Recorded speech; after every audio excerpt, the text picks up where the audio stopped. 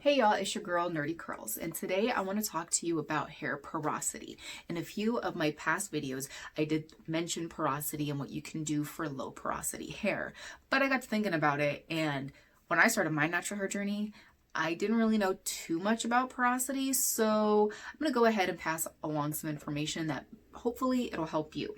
So what is hair porosity? Hair porosity is your hair's ability to absorb moisture and actually retain the moisture.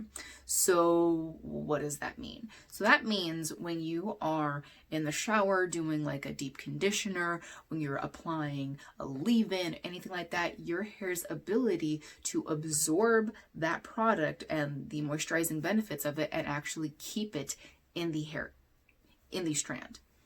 So how do you actually test it? What are the porosities?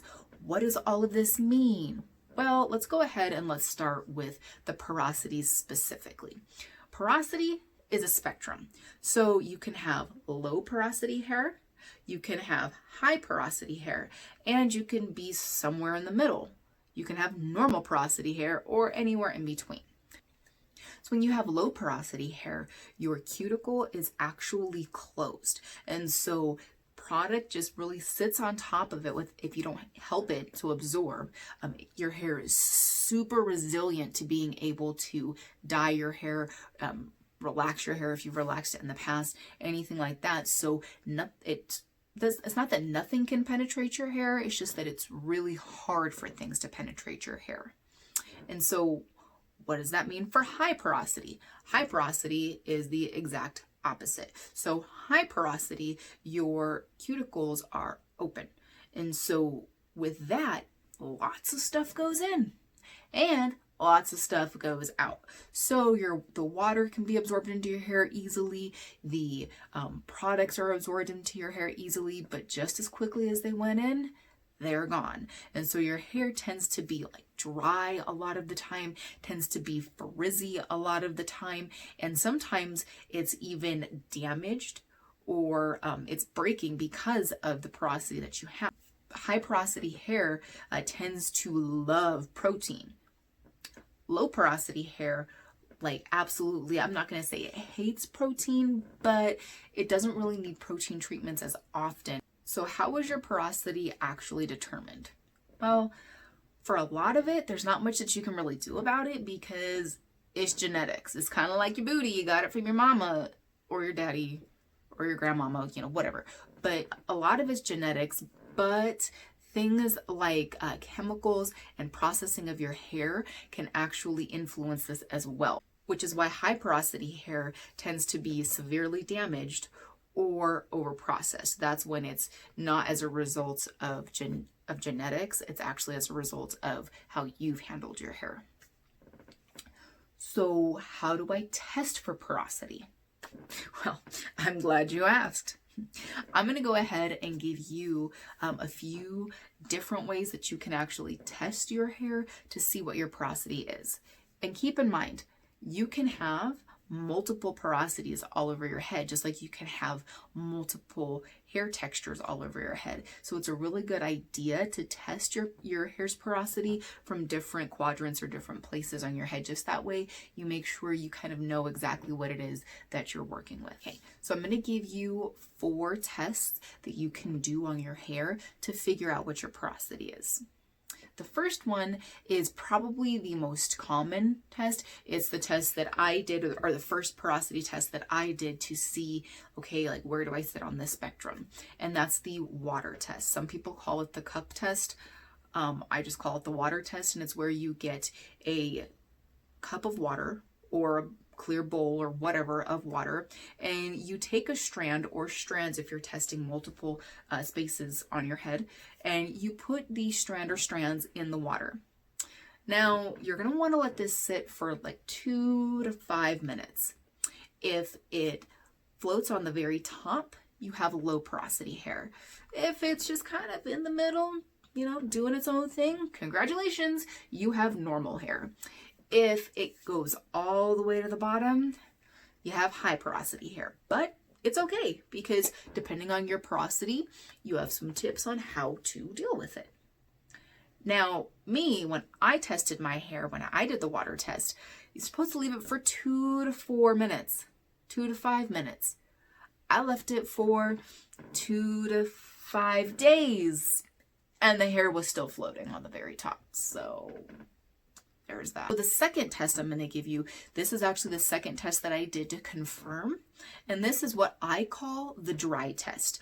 I don't know what other people call it, but I call it the dry test because that's what makes most sense. So after you get out of the shower or bath, the rain, whatever, when you get done with whatever you're doing, so after you get out of the shower, go ahead and don't put any products in your hair. Don't dry your skin. Don't dry your hair. Don't dry off at all. Just be a drenched mess. It's fine.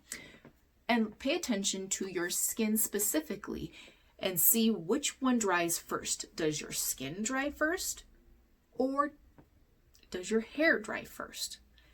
If your hair dries first, then you likely have higher porosity hair. I say higher porosity hair because it's possible you could have normal hair, just depending on how long it took for your hair to dry versus your skin.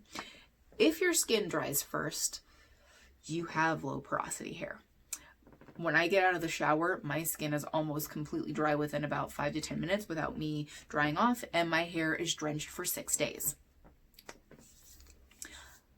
Number 3, the spray test. So for the spray test, you'll need a spray bottle, obviously, and your hair, and just spray water on it.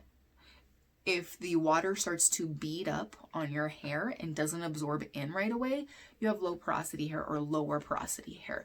If it absorbs right away into your hair, like immediately, you definitely have higher porosity hair. And then the final test is the strand test. So for the strand test, you take a strand or a few strands and you hold it and you just run your finger from the bottom, from the end, all the way up to the root. If you're feeling like bumps or anything like that, and when I say bumps, not single strand knots, that's a completely different problem. So if you feel like bumps or ridges, then you are more likely to have higher porosity hair because that's the cuticle actually being open on your hair. If it's smoother, then it's definitely going to be lower in porosity. It's possible that you might have normal hair, but that's when the other tests kind of come into play. That way you can kind of see, okay, exactly what it is. And with anything else, these tests, these are not the end all be all. You might end up having to play with your hair to see, okay, like what's going on with this section. Maybe this section is lower porosity, this section's higher porosity, whatever. But it's going to be trial and error, just like anything else on your journey. So what do you do in terms of products? So with lower porosity hair, your hair is going to respond better to heat to be able to help it absorb the products or the deep conditioner or anything like that. So I did not say reach for the flat iron or the blow dryer to fry your hair to a crisp. So don't. What I am saying is using a hooded dryer or like a heated conditioning cap, definitely going to help the products absorb. Or even after you put the products on, if you are doing a wash and go, using the baggy method to actually help everything absorb into your hair, totally going to be awesome.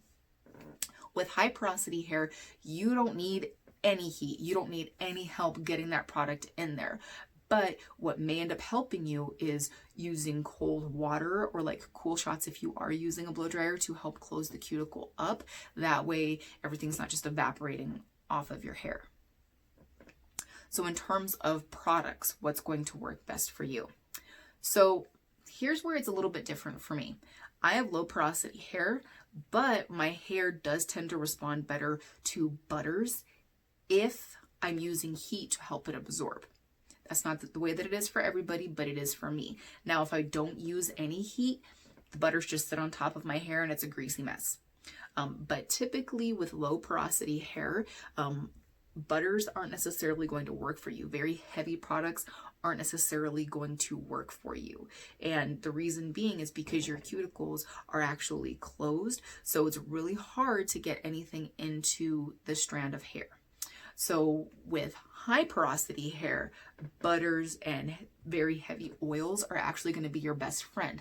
And the reason is because it's going to be a lot harder for those things to evaporate off of your hair and out of your hair. So your hair's going to stay moisturized a lot longer, and you're going to be avoiding frizz.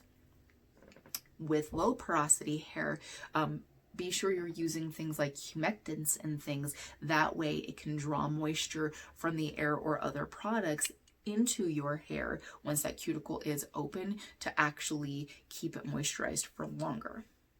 And also with low porosity hair, make sure that you are clarifying your hair to be able to remove any of that product buildup, because if not, it's just going to sit on top of your hair and you're going to be the hot mess express and you're going to need a ticket, girl. With high porosity hair, just like how humectants or moisturizing agents are going to work really well with low porosity hair, with high porosity hair, your hair loves protein. So don't be afraid to do like protein treatments, but also using stylers and things that actually have proteins in them, because it's going to help to fill in some of those gaps in the cuticle if your hair is extremely damaged, or, you know, help to kind of repair that strand. So I really hope that this was helpful in terms of information for you for porosity. If you figured out what your hair porosity is, let me know in the comments below, and let me know like what you did to find it and what you've been doing that's been working. So I really hope this helped y'all out, and thank you so much for stopping by my channel today. Have a great day. Peace.